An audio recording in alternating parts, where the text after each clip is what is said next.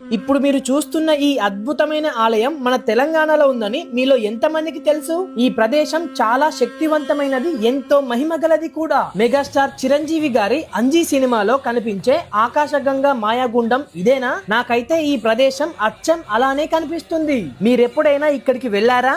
వెళ్తే ఎలా అనిపించిందో మాతో షేర్ చేసుకోండి ఫ్రెండ్స్. ఇక్కడ సాక్షాత్తు సప్త ఋషులలో ఒకరైన అగస్త్య మహర్షి ఈ ప్రాంతంలోని అద్భుతమైన ప్రకృతిని చూసి ఇక్కడ శివలింగాన్ని ప్రతిష్ఠించి ఘోరమైన తపస్సు చేశాడని పురాణాలు చెబుతున్నాయి. కానీ ఇంతటి మహిమ గల అద్భుతమైన క్షేత్రం ఈ రోజు ఎలాంటి స్థితిలో ఉందో తెలుసా? ఇక్కడి గర్భాశయంలో ఉండాల్సిన శివలింగం కనిపించకుండా పోయింది. ఎటు చూసిన పిచ్చి మొక్కలు, శిథిలావస్థకు చేరిన గోడలు. అంతటితో ఆగకుండా ఇక్కడికి వచ్చే పర్యాటకులు ప్లాస్టిక్ బాటిల్స్ పడేస్తూ పవిత్రమైన గోడల పైన పిచ్చి రాతలు రాస్తూ ఈ పుణ్యక్షేత్రాన్ని పాడు చేస్తున్నారు. మన సంస్కృతిని, మన చరిత్రని మనమే నాశనం చేసుకుంటున్నాము. మన తెలంగాణ ప్రభుత్వానికి నా మనస్ఫూర్తిగా ఒక విన్నపం. ఇంతటి అద్భుతమైన ప్రదేశాన్ని గుర్తించి దీనికి పూర్వ వైభవం తీసుకురావాలని నా యొక్క చిన్న కోరిక. మన తెలంగాణలో ఇలాంటి చరిత్ర కలిగినటువంటి పురాతనమైన ఆలయాలు ఎన్నో ఉన్నాయి. వాటన్నిటిని కాపాడుకోవాల్సిన బాధ్యత మన ప్రభుత్వానిది, మనది కూడా. సో మీరు దయచేసి వీడియోని ఎంతమందికి వీలైతే అంతమందికి షేర్ చేయండి ఫ్రెండ్స్. ఓం నమః శివాయ.